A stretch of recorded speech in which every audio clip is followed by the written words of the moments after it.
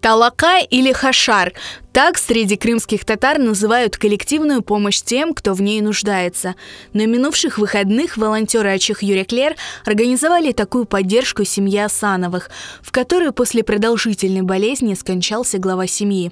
Его супруга и годовалый ребенок живут в доме, который находится практически в аварийном состоянии. Позвонила девушка, сказала, что такая ситуация. Мы приехали, муж еще был живой. Когда мы приехали через 2 дня, уже он скончался. Вот на сегодня у нас есть план сделать навес для дров. Потому что здесь нету ни света, ни газа. Мы сделаем, получается, в дома маленький ремонт, косметический. Будем помогать, не оставим. Рак хастасы. Кардашым олайды.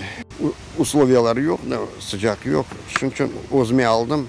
İnşallah mına ремонтны etсек, олар мында кетecekler yaşamağa иншаллах. В благотворительной акции приняло участие более 10 человек. Работа началась с раннего утра. Привезли инструменты, стройматериалы и приступили к восстановлению дома. Увидел в интернете клич на помощь, решил приехать помочь, сделать доброе дело. Чем можем, тем поможем. В чем плюс? Сплоченность народа, такую тяжелую минуту, поднять, что мы, показать, что мы единые, что в любой сложной ситуации мы можем собраться вот так и помочь. İşte ballar haber ettiler, böyle Kur'an'ta var eкен, böyle alda kalgan eкен. İşte ben de koşuldum. Bizim borcumuz koşulmak, yardım etmek, böyle tedbirlerde halkı birleştirip, adamları birleştirip, birbirimize yardım etmek gerekmiz.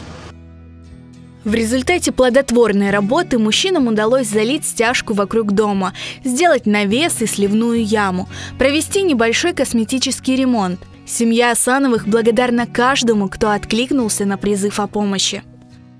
Allah yardımcı olsun sizge. Çok sizge sağ olun maşallah. Bizim halkımızga birlik olayık inşallah.